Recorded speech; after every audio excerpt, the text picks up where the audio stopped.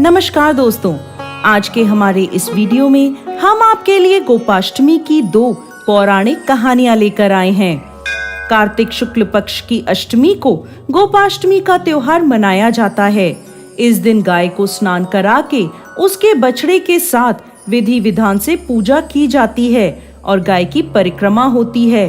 गोपाष्टमी के दिन गाय के चरणों की धूल को अपने मस्तक पर लगाने से भगवान श्री कृष्ण प्रसन्न होते हैं तथा अखंड सौभाग्य का वरदान देते हैं।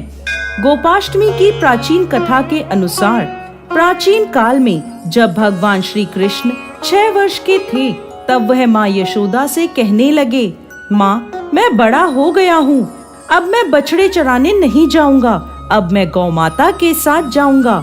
इस पर यशोदा माँ ने नंद बाबा पर बात टाल दी और कहा, एक बार अपने बाबा से पूछ लो। इस पर भगवान श्री कृष्ण नंद बाबा से जाकर कहने लगे, बाबा बाबा, अब मैं बछड़े नहीं बल्कि गाय चराने जाऊंगा।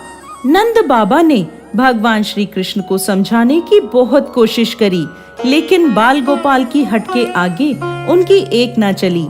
फिर नंद बाबा ने श्री कृष्ण से कहा, ठीक है, पहले तुम जाकर पंडित जी को बुला कर लाओ ताकि उनसे गौ आचरण का शुभ मुहूर्त पता लग सके।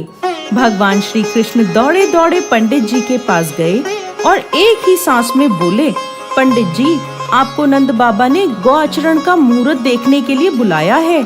आप आज का ही शुभ मुहूर्त बता देना। अगर आपने मेरे कहे अनुसार करा तो मैं आपको खूब माखन मिश्री ला कर दूंगा। पंडित जी भगवान श्री कृष्ण की बात सुनकर मुस्कुरा दिए और नंद बाबा के पास गए और पंचांग देखकर गणना करने लगे। नंद बाबा पूछते हैं, पंडित जी, क्या बात है, बार बार क्या गिनती कर रहे हैं? पंडित जी बोले, क्या बताऊं नंद जी, केवल आज का ही मुहूर्त निकल रहा है, इसके बाद तो पूरे 1 वर्ष तक कोई मुहूर्त नहीं है। पंडित जी की बात सुनकर नंद बाबा ने श्री कृष्ण को गौचरण की स्वीकृति दे दी। भगवान जिस समय भी कोई कार्य करते हैं वही शुभ मुहूर्त बन जाता है। उसी दिन से भगवान श्री कृष्ण ने गौचरण का कार्य आरंभ किया और वह शुभ तिथि कार्तिक मास के शुक्ल पक्ष की अष्टमी थी। इसी वजह से इस तिथि को गोपाष्टमी के नाम से जाना जाने लगा।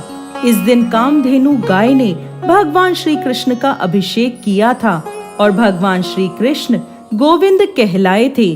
गोपाष्टमी की एक अन्य कथा के अनुसार जब भगवान श्री कृष्ण ने गोवर्धन पर्वत को अपनी कनिष्ठ उंगली पर धारण किया था, तब 7 दिनों तक इंद्र लगातार मूसलाधार वर्षा करते रहे और भगवान श्री कृष्ण ने गोवर्धन को अपनी उंगली पर उठाए रखा। यह अद्भुत चमत्कार देखकर इंद्रदेव असमंजस में पड़ गए।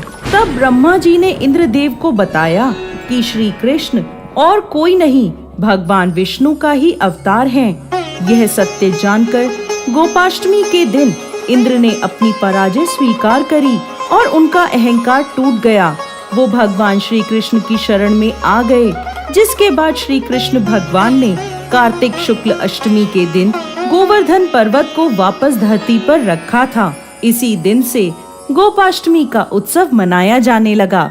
जय श्री कृष्ण भगवान।